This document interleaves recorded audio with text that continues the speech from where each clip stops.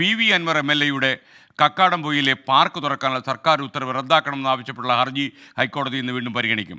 അനധികൃത നിർമ്മാണം പൊളിക്കണമെന്നും ഹർജിയിൽ ആവശ്യമുണ്ട്. ശ്രീകാന്ത് വിവരങ്ങൾ നൽകും കൊച്ചിയിൽ നിന്ന്. ശ്രീകാന്ത്, പറയൂ. Good morning again SKN. PV അൻവറിന്റെ കക്കാടംപൊയിലെ പാർക്കും അത് കോടതി കയറി ഇറങ്ങുന്ന സംഭവവും അവസാനിക്കുന്നില്ല എന്നുള്ളതാണ് മനസ്സിലാക്കുന്നത്. കാരണം ഇതിപ്പോൾ തുടർച്ചയായി ഞാൻ തന്നെ ഇത് ഏറെക്കുറെ 10-12 തവണ റിപ്പോർട്ട് ചെയ്തിട്ടുണ്ട് എന്നുള്ളതാണ് തോന്നുന്നത്. അതിങ്ങനെ കീറാമുട്ടിയായി ഹൈക്കോടതിയിൽ തുടരുകയാണ്.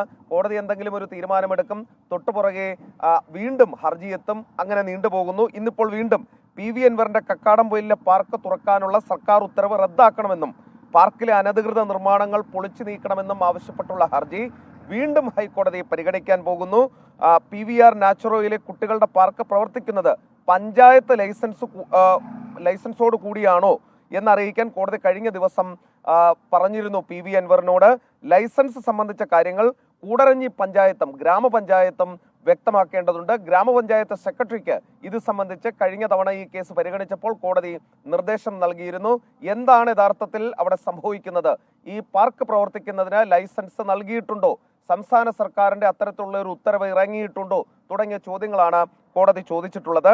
കേരള നദീതട സംരക്ഷണ സമിതി മുൻ ജനറൽ സെക്രട്ടറി കൂടിയായ TV രാജനാണ് ഈ ഹർജിയുമായി ഹൈക്കോടതിയെ സമീപിച്ചത്.